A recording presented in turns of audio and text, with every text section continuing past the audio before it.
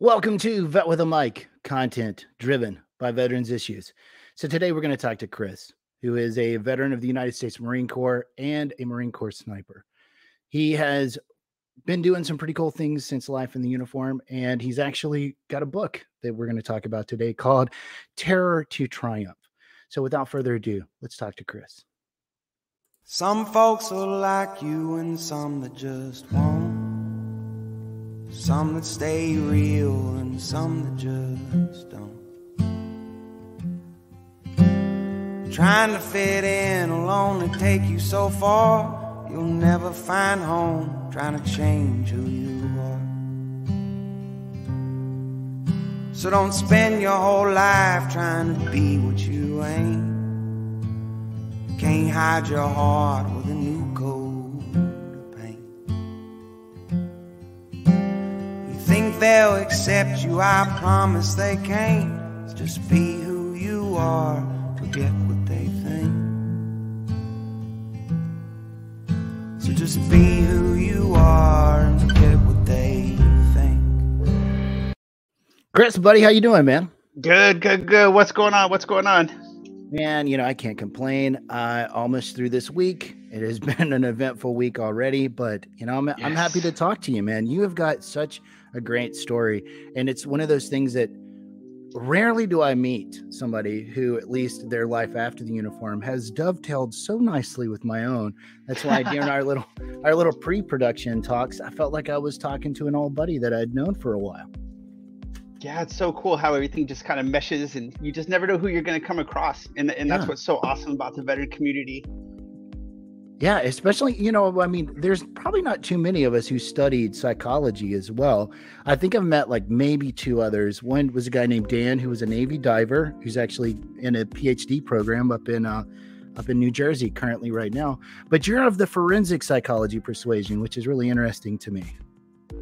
Yeah, man, like to jump into the head shrinker side of things and see, like why are people acting the way they are? What like weird thing in the brain is triggering them to be the new Manson or the new Bundy or something like that. So it's worst case scenario, but it's just so fascinating to see, and then you kind of use the psychology aspect a little bit to kind of diagnose yourself, like, man, why was I acting like that? And as you start doing your research, you're like, oh, I wish I knew this 10 years ago. Anybody that's been through either abnormal or a DSM course probably sees, oh, I think I have this. Every disorder you study. Yeah. Or you start thinking about like all the previous relationships you've had, like, oh yeah, my ex definitely had this, or they definitely had that.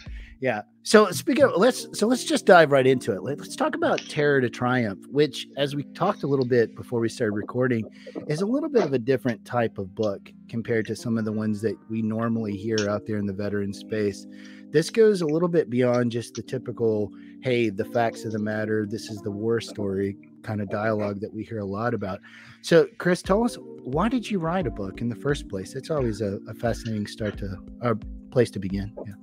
For sure. I guess the initial start, like the why, was a little selfish in a way. Honestly, I was, sitting around, shooting the bull with a bunch of friends and, Marine vets, and we were talking about some of the stories, and a lot of the who, what, when, where, why, if you will, was starting to fade due to all the concussions and TBIs and just age. I mean, I think the last deployment I went on was almost 12 or 13 years ago at this point. Sure.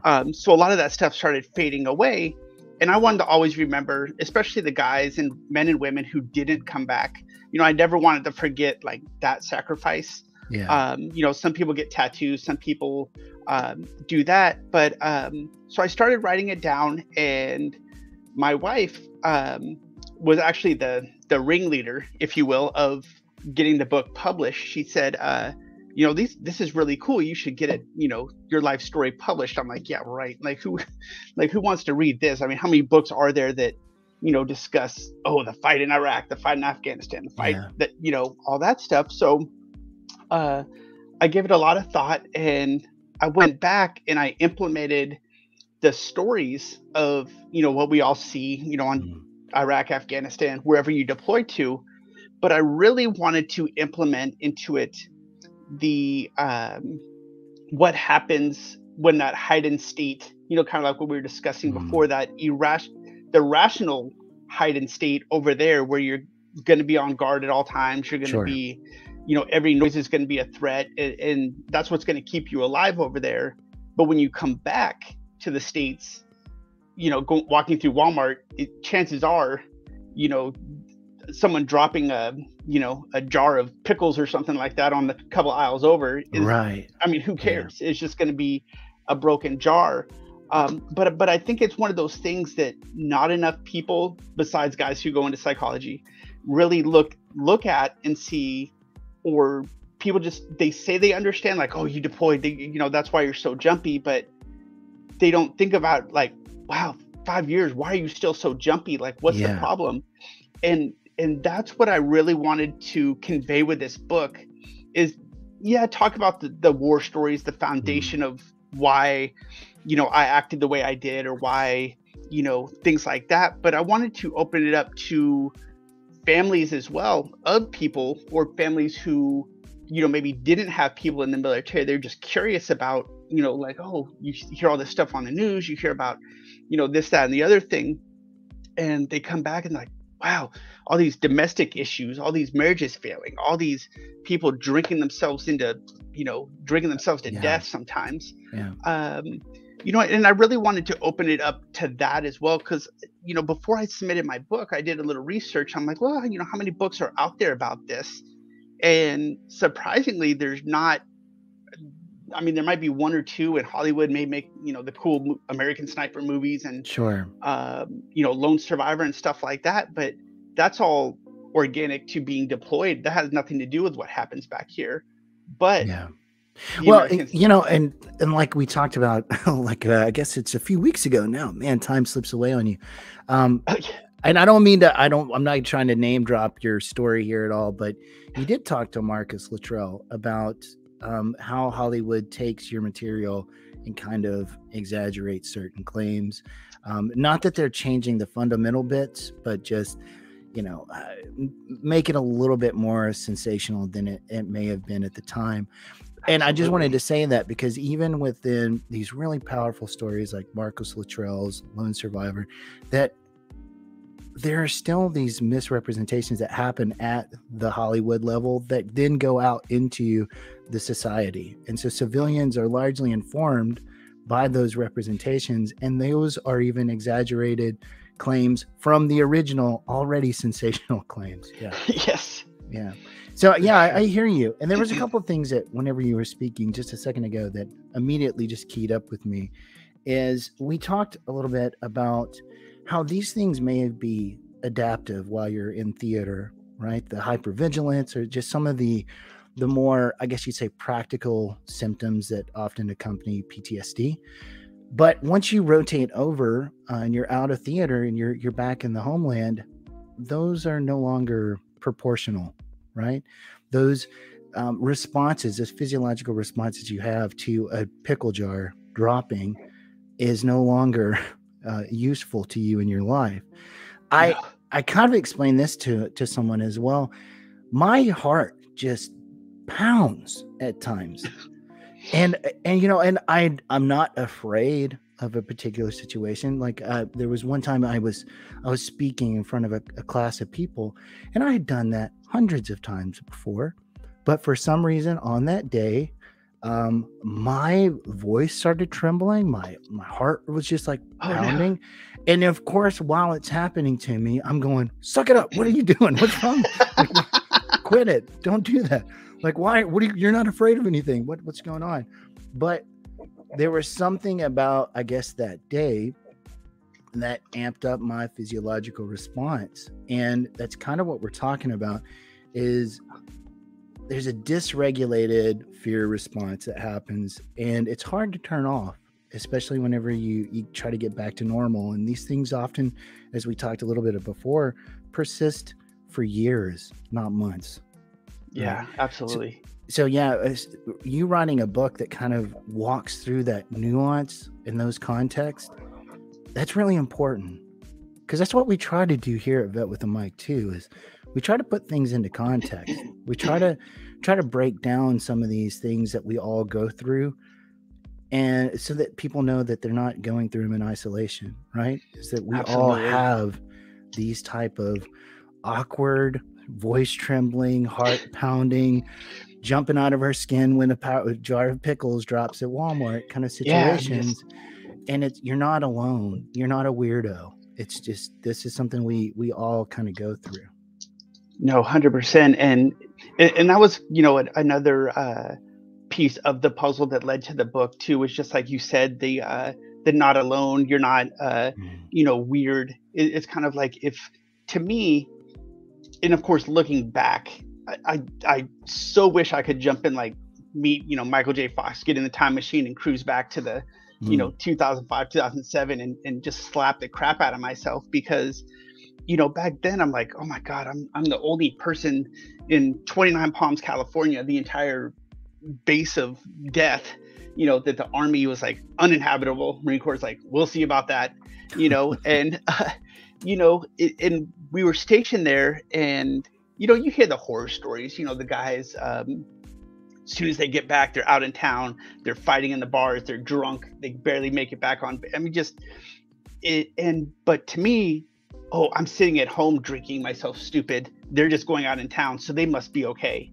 Right. And in reality, it's such a misconception that happens in the military, and even once people get out, they're like, it's not okay to not be okay. Right. Well, it actually is okay to be not okay, because to me, if you went through anything, or if a first responder, the World Trade Center or Oklahoma City bombing, I mean, if they went through all of that, or the deployments, and they came back, no big deal, everything's fine. Well, you're not human. Like, go lock yourself away before you become a mass murderer. Yeah, you could be a psychopath if nothing is imprinting on you. That's a warning sign. Yeah, that there's something definitely disconnected. I'm glad you said that, because oftentimes we think of these things as, well, I should have known, and I'm okay. I have what it takes. No, it's not a matter of if, it's a matter of when. Yeah. Because if you have enough time in these kind of, let's just say, alien interactions, whether it's you're in a law enforcement capacity and you're having to use force, or you're seeing some really terrible car accidents, it's not a matter of if it's going to get you, it's going to be a matter of when. Mm-hmm. And so we kind of have to shift the paradigm a little bit to understand that trauma is cumulative and compounding.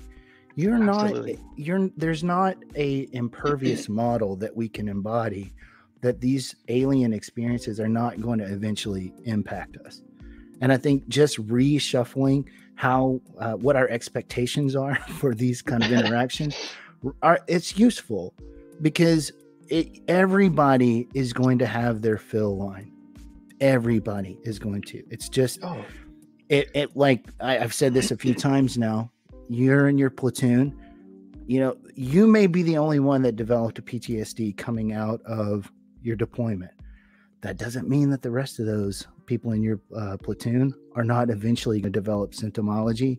It just, their resource level may have been a little different than yours, as we've talked about numerous times at this point about diathesis stress model. And, their cup just had a different level of liquid in it before the deployment versus your own. And so that doesn't mean that it's not eventually going to impact them too. They may end up getting into like a car wreck, and that's the final straw that breaks the camel's back, that kicks off their PTSD response. It's just, these things are really complicated, and there's lots of variables to attend to.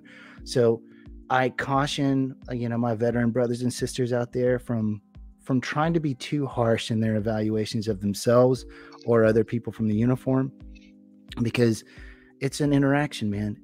There's not a easy way of discerning who's going to develop certain types of disorders and who isn't. You just kind of have to practice what I kind of call a radical acceptance, right? Is you have to accept that it's okay to not be okay. Yeah. And it's okay for your brothers and sisters out there to not be okay as well. Like, cut them the slack that they need to just experience whatever they need to experience to get better, to heal. And 100%. yeah, like radical acceptance, right? That it's okay to feel. It's okay to feel these negative emotions, right? Yeah. No, 100%. And yeah, and it's one of those things that just is. And what's so crazy to me about that too is this isn't the Iraq-Afghanistan conflict was by no means the first war that the U.S. has been in. Sadly, it probably will not be the last. But every deployment coming back, if you go back and do the research, because of course, being the forensic psychology model, you still get to go through all those other cool classes. But part of my research project was going back and looking at the different generations and the 1960s guys coming back from Vietnam and all the stuff that they dealt with, but then you look at society and like how guys were not supposed to cry, women stayed home for the most part. There was an outline, and then things stopped, but the like you said, the guys coming back from Vietnam maybe not have a lot of issues, but as time progresses, work stress, marriage stress, just anything. And then, here comes Desert Storm. Guys go over there, come back, and they've got, they're sick. Then there was a break. Then there was Somalia. Then there was, just all these other things. And it absolutely blows my mind to look at that, though, and be like, they came back, dealt with all this horrible stuff, the Vietnam guys. Next group came back. They didn't deal with the disrespect, I guess, for lack of better terms, that the Vietnam guys did, but they still experienced stuff. They still came back and they're like, oh, I don't know why I'm not okay. Then they kind of buried it. Generation passed. Here comes another thing.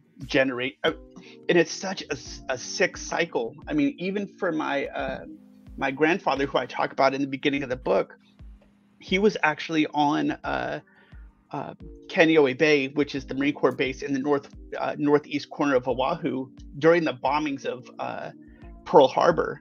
And he went to breakfast with a bunch of guys, and as he was coming back to the hangar where he worked, the kamikaze planes like blew it up and killed a bunch of his friends.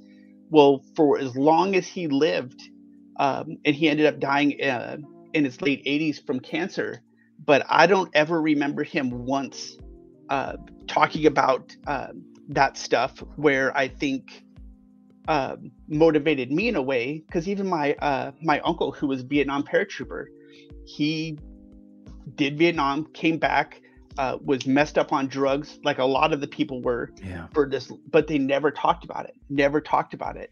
My father-in-law, who was a Marine in Vietnam in the 60s, he was in the infantry for 40 plus years, nothing, radio silence. But then something clicked and they started getting help through the VA, started receiving the counseling, my grandfather never did. He just, from that generation, they were just proud, and they always said, well, when God's ready for me, I'll go. Until then, I don't care. I'm going to do what I want. It's like, okay, grandpa, whatever you want to do. But it's such a cycle that this book hopefully will hit the right amount of people to really, because you can lip service people to death and say, oh, it's okay. If you're having issues, talk to someone. But no one wants to be the first person to talk to somebody. And if I can use my experiences and be like, you know what, I wasn't the first person, but like, here's the mistakes that I made. Please don't make those same mistakes as I did. Please. That's interesting, because it almost seemed like you were trying to get to the idea of intergenerational trauma. Yeah, actually. Which for those of us who are not in the know, intergenerational. Wow. Trauma is when one of your relatives goes through it, that can augment certain parts about that person, both behavioral and even genetics, right? Like, for example, if you grow up in a really rough environment, your cortisol levels will probably change across time. Your default settings are shifted, right? So imagine you being pregnant with a child. Well, the mom experiences some terrible thing. Of course, those stress hormones impact the child as well. So we can see these things in certain populations. I hadn't really thought of it from a veteran perspective before, but that because some of our families have rather a long tradition of service, that maybe these things have a cumulative effect across time, even between generations. And I think for my own self, my great grandfather was a World War I veteran, and he came back pretty rough. I mean, he never really recovered. I mean, he pretty much drank himself to death. He had a false stomach. He had a sheep stomach that they had to replace because there was just so much, let's just say, alcohol damage that happened across time. Because of World War I don't think they ever really talked about it. Now, they had things like shell shock that they talked about, but there was not the same, I guess, attention to detail about these type of things. And I wonder, because after that, my grandfather, obviously, who was drafted to go into Korea, although he spent his time in the States, he was fortunate he didn't deploy to Korea. I wonder how those changes to my great grandfather's, let's just say, stress response impacted his son, and then my father, and then to me, because you could see if there was any line of truth to that, that could explain a lot about certain vulnerabilities we take into the uniform. Now, I'm not saying that we should be screening based upon prior service. Obviously, Yeah. that would be a huge mistake for the uniform to do. But that's interesting. It's interesting. So let's talk a little bit more about the book then. I feel like we kind of was squirreled around a little bit there. Yeah. I've been known to get distracted a time or two in my life. So if you were trying to give somebody the elevator pitch for the book, how would you be able to condense it? I know, no pressure, right? Yeah, no pressure at all. That's fine. Elevator. First we'd have to start with the elevator music, set the stage and all that stuff. But the book itself, a real Cliff Note version, if you will, is a book that was written definitely as a firsthand perspective of growing up, deploying back in the early 90s to the Cambodia thing during the big uprising and the hotel rescue. We had to go over to Thailand and hang out for a few weeks and take care of that stuff. I wasn't familiar with that. I mean, I don't mean to give away your story here in your book, but yeah, when you talked about that, I was like, of course I was born in 84, so maybe it was just going on and I wasn't aware of things in the world, but yeah, I wasn't familiar with that. And weirdly, I mean, one was in Africa, one was in Thailand, but a lot of the Tears in the Sun, Bruce Willis stuff was a lot of the stuff that was happening in Cambodia, where the royal family was basically killed, and one of the surviving sons was held up in a hotel with a bunch of other Americans, and the rebels were coming to take over that hotel, and U.S. had to go in there and as a QRF, we were stationed in Thailand and stuff like that, as a just in case you have to go in there and basically pull the Americans out before they all got wiped out, kind of thing. So it's weird how that story, and that is one movie. I don't know what, maybe because we went through that, but Tears of the Sun is one of those movies that I can watch, Full Metal Jacket, Heartbreak Ridge, all those, Hollywood movies 100 times over. It doesn't make any difference. But Tears of the Sun, there's something about it that just rocks me. Like, it's just something about that particular movie.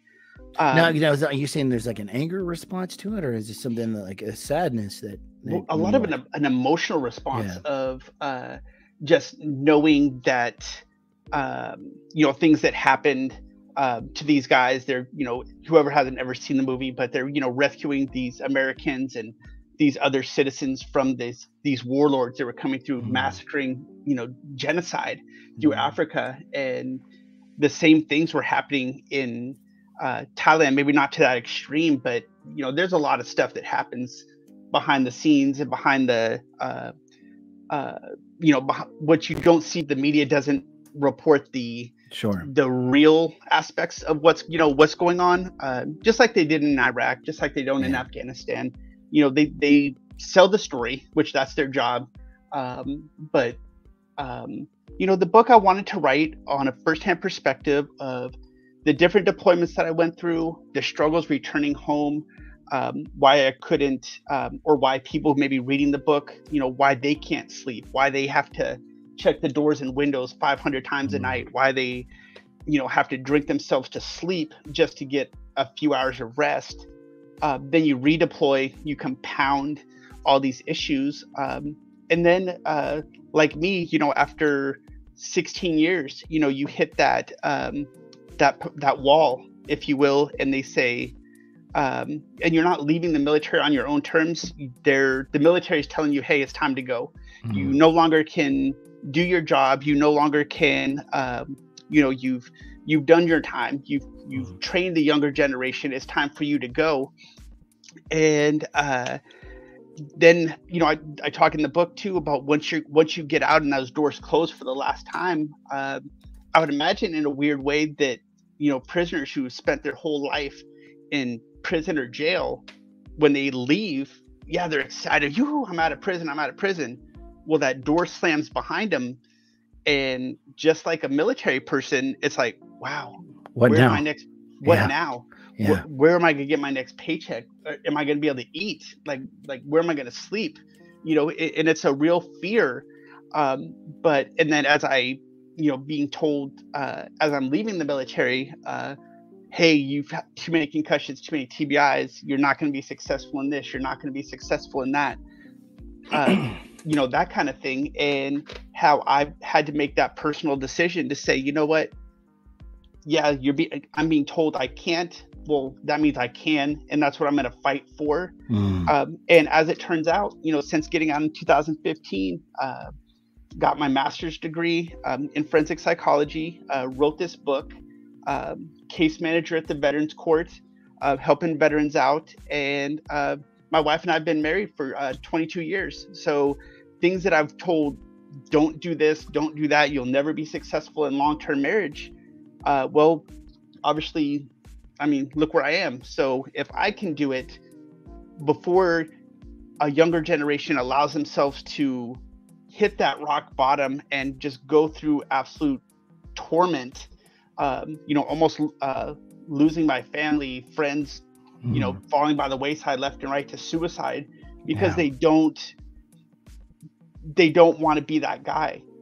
And like we said beginning, be that person. Do not be a statistic, because there's 100+ people right behind you that would rather have you not in the military and be okay than have to go visit your graveside because you overcame, or you were pinned down by the demons, if you will, of the past deployments. And there's just so many that fall that way. And hopefully this book is the catalyst, that helps bridge that gap. Yeah. We clearly have some changes we have to make within our culture, within the veteran and the military culture. I think that it has been baby steps. But when you say don't be that guy, what you mean, the person that needs help or the person that goes and asks for help? Yeah. And no one wants to be, because, you just came back from deployment. Everyone's on leave. You come back, and during those early years, 2005 to 2008 timeframe, you were usually back. Take the leave out of it. Take the vacation time out of it. You were probably back for 8 to 9 months at the most. And of those 8 to 9 months, it was pedal to the metal, because you were training for the next one. For the next deployment, and it was coming. Yeah. And if you and I saw it all the time, and I'm as guilty as the next guy. I saw oh, this guy, he, look at him boo-hooing, he just doesn't want to deploy, screw him, and he gets blackballed. And I've seen it so many times that it's heartbreaking. But then looking back, I'm like, damn, you know what? Like, he was the bravest out of all of us, because he's like, screw you guys. I'm going to get help. I'm going to live a happier, healthier life. Good, go deploy, do what you got to do. But no one wants to be that guy, because you're going to be blackballed. You're going to be that black sheep. Well, I mean, there's two things. Either at the unit level, like at the service member level, they look at you as a liability largely, like, oh well, I can't rely on him. And then at the command level, I mean, they absolutely treat you like a liability. I guess that probably should have been where I started, because they will see you as a contributing force to their attrition. Right. Yeah. But, something that you were saying that really just reminded me of something from the clinical literature is, we don't talk enough about the home front stressors. Right. So this is something that I kind of hypothesized in a couple of things that I've authored. But, you don't ever get any respite. You get no relief coming from deployment back home. Not only for those, hey, we got to get ready for the next one. Although the Navy does something even worse than that, by the way. They just leave you there. Just break. What is this? Like, you just stay there, which was my experience, within mobile security. They just left us at that duty station for 2 years. So it was just 2 years of op tempo. But we rotate back, and all of a sudden we're supposed to be normal again. We're supposed to just reintegrate into whatever spouse roles we have, whatever parental roles we have, just whatever normal people roles in which we have. And of course, we got to try to make up for lost Christmases, lost birthdays, just all of these things. So there's just a lot of emotional content to come back to. Spouses are often, let's just say, edgy. They're happy to see you, but they're edgy. They resent you a little bit for because they're now having their Christmas in February versus December, because they're waiting on you to get back. Mm-hmm. And of course they kind of go, well, I kind of knew what I was getting into, but they didn't. There's no, you don't know what you don't know. So those kind of resentments kind of build in the household. And because you never get that space to just kind of reacclimate, because it's like, when you get there, here's the honeydew list, man. Well, I have been alone for this amount of time. I need you to be we need to be normal. We need to get to normal right now. I want to have dinners together. I want to, there's no, like, what do you do with that? And so, although, because you're still trying to, as we just talked about, you're using these maladaptive strategies now back home, and there's no time to slowly acclimate. There's just, because everything's just on you. And then it kind of becomes a self-fulfilling prophecy, because those things are still waiting for you when you go back to the deployment. And so then you go into these existential crisis kind of moments of, on deployment, where your life really is in danger. Yeah. And then you come back to these, what may seem like so trivial, run-of-the-mill stressors, but God dang it, they're powerful. And they just, so essentially your stress response never gets a break, ever. It goes from life-threatening to just, it can, when your marriage is on the rocks, which, a joke that immediately popped in my head whenever you said you've been married for 22 years. I thought, wow, that's 20 years more than most of us. But yeah, those things, when your marriage may be in a difficult spot, or, your children are looking at you going, mommy, daddy, where the hell have you been? I've missed you. Because, children, that duration of time is really impactful for them. A year for a child might as well be forever, right? Yeah.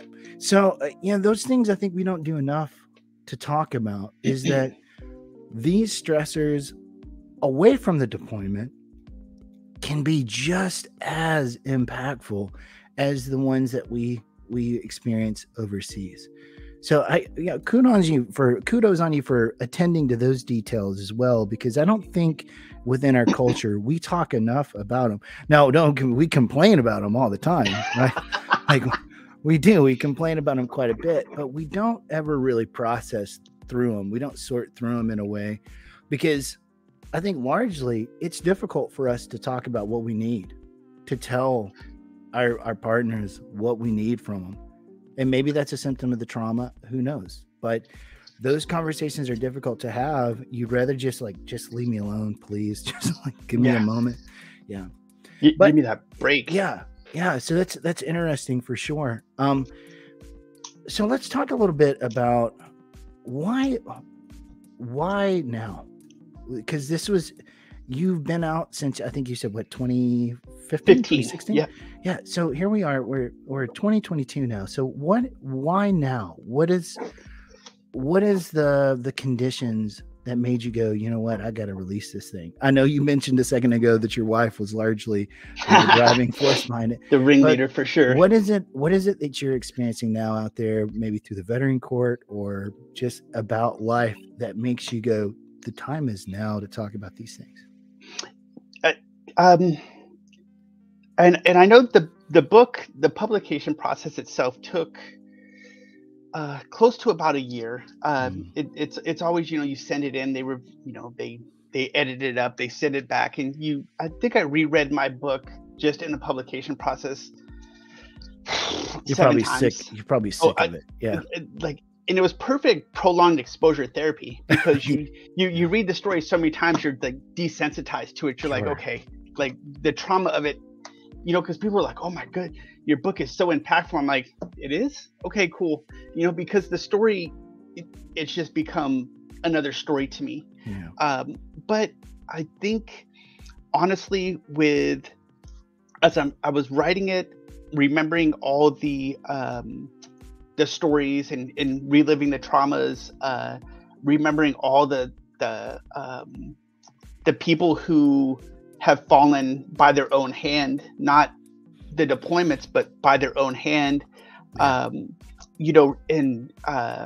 It just starts to kind of roll where it's like, you know what, there's so many books, and weirdly, and this usually is not my style, but I was like, man, someone's really got to write a book about this and put an end to this. And the longer I wait, I kept procrastinating. I'm horrible at procrastinating now, but I was waiting and waiting. I'm like, all right, who's going to write the book? Who's going to take that step? Who's going to be that guy, if you will? And I think it finally clicked after finding out about a really good friend of mine who we deployed with in 2005. His name was Seth Williams. He came back. He got out shortly after we returned, but he was up in Washington State, and he ended up, the PTSD issues, the deployment stuff that he never dealt with, he would rather just go out and get hammered drunk. Well, one thing led to another, turned out to be a bar fight, and he ended up coming at someone with a knife and was shot multiple times and killed. But and that just, I'm like, oh my God, I can't hear this anymore. And there's tons of, the boot campaign, Carry the Load, Irrelevant Warriors, all these different organizations that are doing wonderful things to help bring awareness. But something like this book, had to jump out. And now, as the case manager for the Veterans Court, dealing with these guys who are coming out of the military from these deployments, or even these guys who are, we're seeing from the Vietnam era, are coming in, and they're not working, they've retired twice, they've whatever, but they're 60, 70 years old, they just got their first DWI ever, and their biggest thing is they want a clean record. They want to go out the way they came into the world. They want that clean record, even if they don't even drive anymore because they're legally blind or something like that. But you talk to these guys, and you hear these stories, and as it turns out, and even talking to their families, that they're like, hey, get this guy in the Veterans Court, help him, please.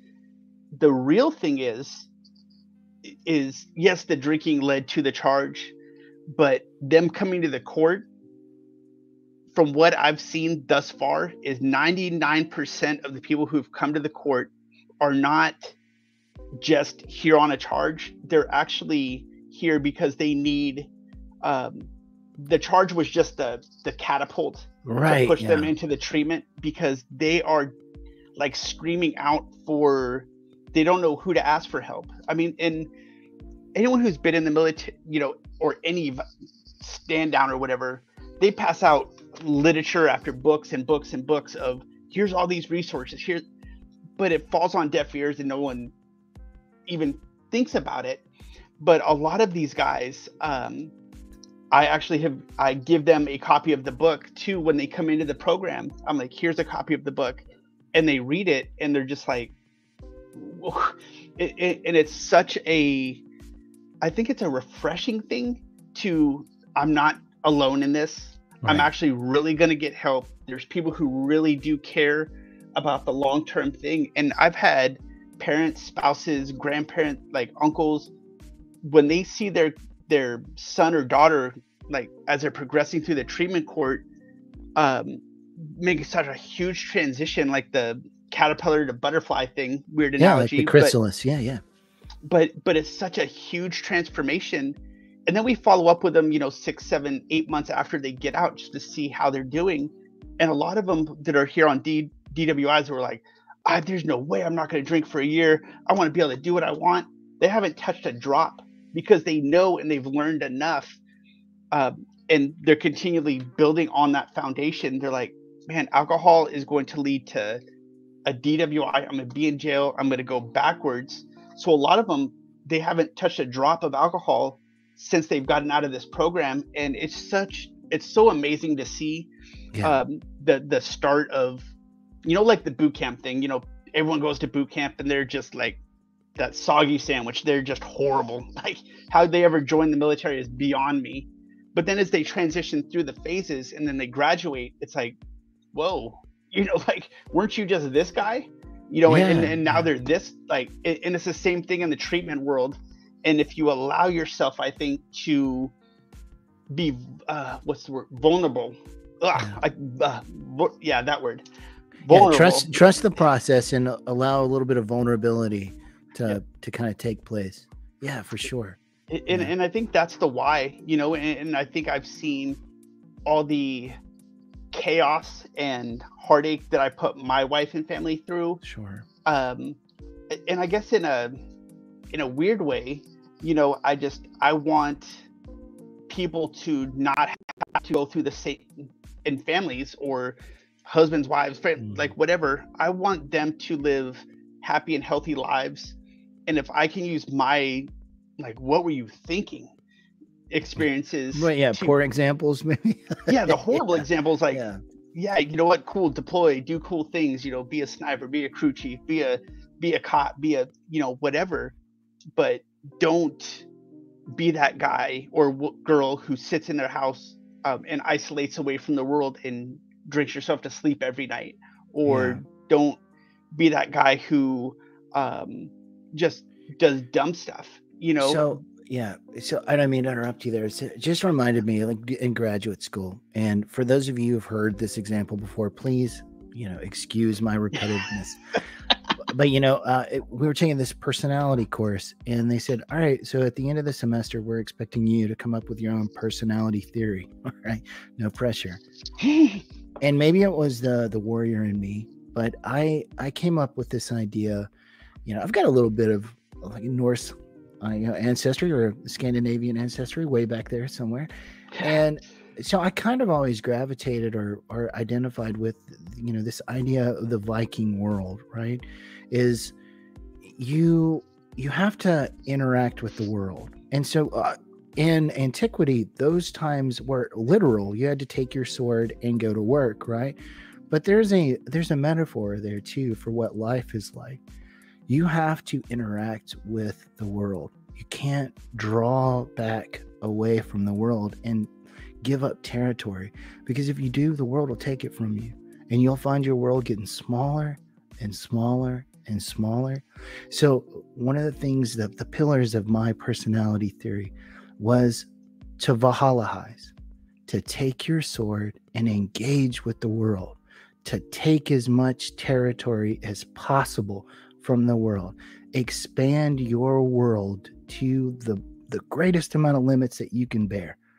And what that takes is putting yourself into a constant state of being uncomfortable. You have to be comfortable with discomfort, because being out there in the world and putting yourself out there is scary and it feels vulnerable. But the only way to get more territory is to take it. And you have to go out there and interact with the world.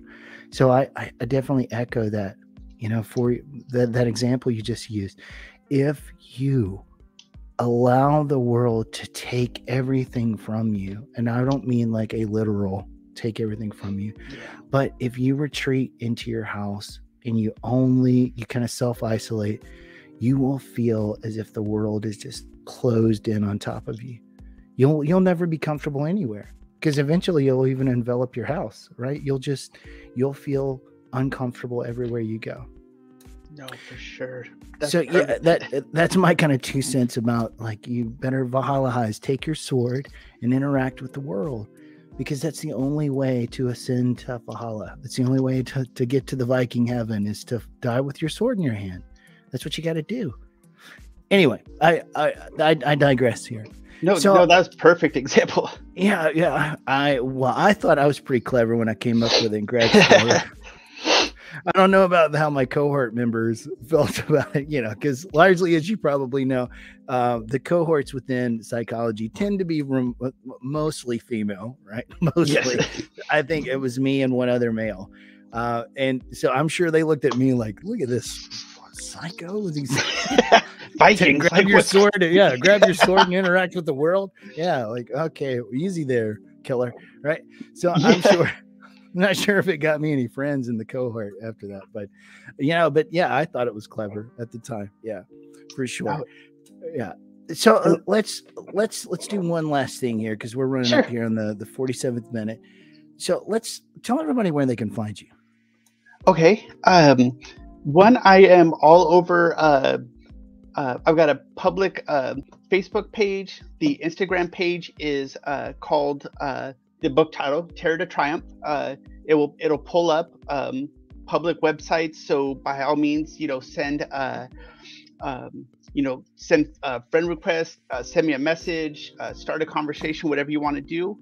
The book itself can be found on all over Amazon. It's at Kindle. It is at Walmart.com, Harvard. I found out it's at the Harvard bookstore. It's actually online, where you can buy textbooks and stuff like that. If you just Google search Terror to Triumph with my name, Chris Whittemore, I've got about the first 6 pages of Google search results will pop up, which I think is pretty amazing. Sure. The audiobook will be available, I think by the end of May, beginning of June. So if you are more of a, listen to it kind of thing than read it, that will be available soon. So let me get this straight. The physical copy is available now, right? Correct. And so the audio only version will be available come May.